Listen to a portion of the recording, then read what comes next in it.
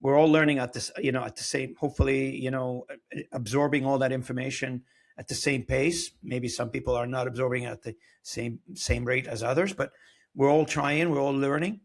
But from a leadership perspective, everybody's learning, including yourself. Mhm. How does that work? Yeah, I mean, I think I don't think that's super different from anything else, right? I've never approached leadership. I've done enough career changes and have seen people in, No, the top reason I leadership. asked the question, sorry, because there are a lot of positions out there where you would hire a manager who's an expert at something, right? Yes. The head mechanic of the shop, he better know something about being a mechanic. Yeah, but I will say that like, um, I think my point that is like I've never really relied on because of my background. I've never really thought that leadership by expertise is sort of the mantle of leadership. I think it can only go so far, right? Mhm. I think that we also have plenty of examples of people who are experts being promoted to management roles and are terrible at it because they're simply just better as individual contributors.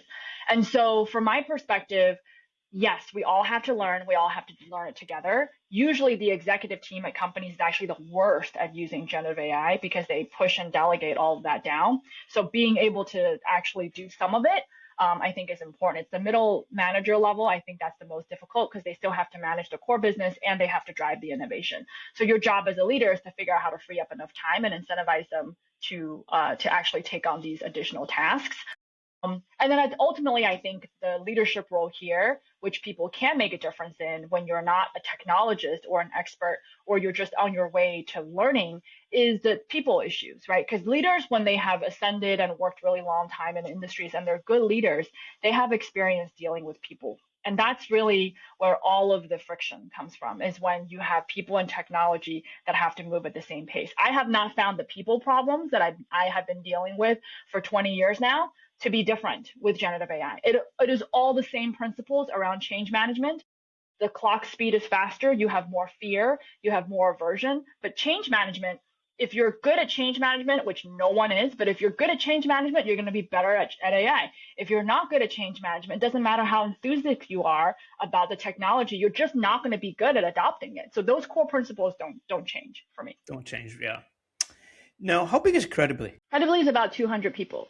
And are you like obviously you have a lot of skilled workers there and a lot of skilled employees. Are you able to find the skills? Are you local? Are you hiring global? How does that work for you?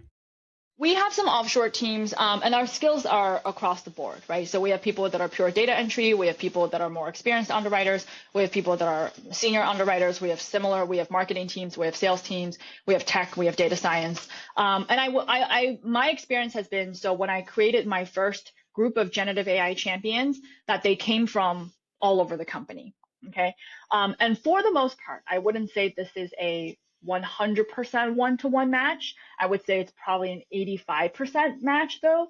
The people who are in that group with me, who are interested in devoting weekly time to work on projects, build agents, things like that, are also the higher performer members even without AI in the company. Why? Because they have these basic traits that make them high potential. They're tenacious, they're curious, they are willing to put in the work, and they want to learn, right? And they want to invest in this thing. And I've seen my head of product at 10 o'clock at night on Saturday on Discord, just like building his own thing because he's interested in it, right? I have sales reps who are building voice agents for the sake of just learning how to build with it. So people who are naturally already curious and tenacious learners, AI will give them superpowers and help them go as far as they can. It's the other end, right? It's the people who are not really super excited about learning, are not that curious, don't really want to improve, and are using it mostly to cognitively offload without replacing it with something of equal value. That's more of the other, I call it sort of the darker side of the age of AI.